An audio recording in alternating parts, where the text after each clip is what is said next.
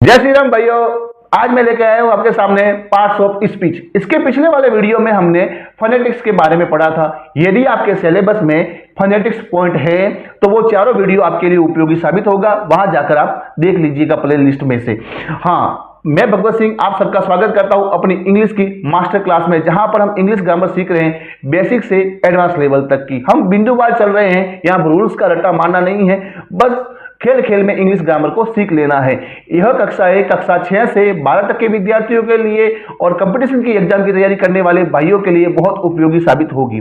यदि आप इस चैनल पे नए हैं तो चैनल को प्लीज सब्सक्राइब कर दीजिएगा और बेल आइकन दबा दीजिएगा, जिससे आपको सही समय पर इसकी हर वीडियो आपको मिल सके। तो चलते हैं हम अपने बिंदु पार्ट्स ऑफ स्पीच की तरफ।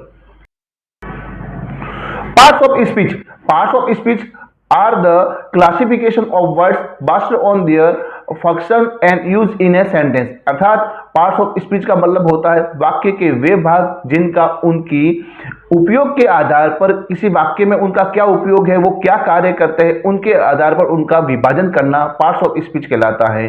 अब थोड़ा हम पढ़ते हैं, इसको एग्जाम्पल से पढ़ते हैं जिससे हमारे दिमाग में और अच्छी तरह से सेट हो जाए। क्योंकि मैंने कहा था ना, यहाँ पर इंग्लिश ग्रामर हम खेल खेल में सीखने वाले हैं। यहाँ पे रूल्स का रट्टा मारना नहीं, काम की बातें सीखकर उसको परीक्षा में अच्छे से अच्छे अंक प्राप्त करना हमारा उद्देश्य है। तो सेंटेंस मैंने सामने आपके दिया है फॉर एग्जाम्पल के लिए। Wow the honest boy quickly gave her 2 books in the classroom but she did not read them. अब इस सेंटेंस में आप देख रहे होंगे, अंडरलाइन किए हुए सेंटेंस में आप देख रहे होंगे पास की स्लाइड में, जहां पर आप देख पा रहे होंगे कि इनको मैंने इनकी पार्ट्स ऑफ स्पीच के आधार पर बांट दिया है। जैसे पहला लिखा है मैंने इंटरजेक्शन, जहां पर उसमें वर्ड दिया है मैंने वाओ, यानी ये भाव प्रकट करने वाला जो शब्द है। आर्टिकल यहाँ पे मैंने दिखाया है दी, और एडजेक्टिव दिखा है अनेस्ट। नाउन यहाँ पर ली है, इसमें इस पूरे सेंटेंस में नाउन 3 आई है, book, boy, books, classroom. Adverb आए हैं इस सेंटेंस में क्विकली, और वर्ब आई है गेव और रीड, और प्रोनाउन आया है हर, सी, देम।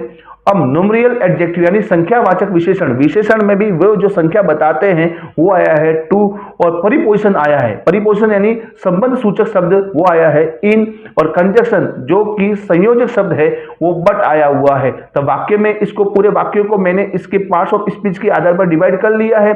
चलते हैं हम इसको थोड़ा मॉडर्न टाइप से पढ़ने के लिए कि पार्ट्स ऑफ स्पीच के मॉडर्न और जो ट्रेडिशनल क्या अप्रोच के आधार पर उसको कितने भागों में बांटा जा सकता है। आइए पढ़ते हैं next slide. Parts of speech को 2 भागों में बांट सकते हैं हम, ट्रेडिशनल अप्रोच और मॉडर्न अप्रोच। ट्रेडिशनल अप्रोच में भाग आते हैं noun, pronoun, verb, adjective, adverb, preposition, conjunction, interjection. वहीं पर मॉडर्न अप्रोच में 12 भाग आते हैं। ट्रेडिशनल अप्रोच के 8 भाग होते हैं और मॉडर्न अप्रोच में वहीं पर पार्ट्स स्पीच के 12 भाग कर दिए जाते हैं, यानी 12 टुकड़े कर दिए जाते हैं। Noun, pronoun, verb, adjective, adverb, determiners और preposition, conjunction, interjection, article, auxiliary verb और मॉडल वर्ब। अब आप ये देख रहे होंगे कि ट्रेडिशनल वर्ब के 8 भाग थे, वहीं पर मॉडर्न अप्रोच में 12 भाग है। यहाँ पर 4 भाग और जोड़ दिए गए हैं। कौन कौन से?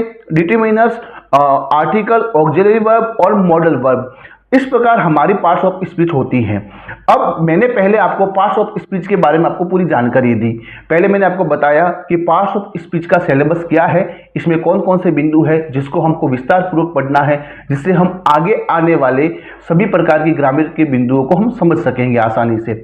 इसको हर पॉइंट को हमको बारी बारी से बड़ी आसानी के साथ में खेल खेल में सीखना है। क्योंकि मैंने पहले ही कहा था यहाँ पर इंग्लिश में बेसिक लेवल से हम एडवांस लेवल पर जाने वाले हैं। यहाँ पर रूल्स का रट्टा मारना नहीं है, हमको ग्रामर को समझना है और उसको अपने परीक्षा के अनुसार उसका यूज करना है।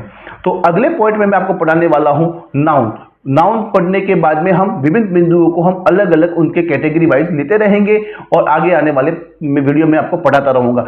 यदि आप इस चैनल पे नए हैं तो चैनल को सब्सक्राइब जरूर कर दीजिएगा, जिससे आपको वीडियो सही समय पर मिल सके। तब तक के लिए शुभ रात्रि, जय श्री राम।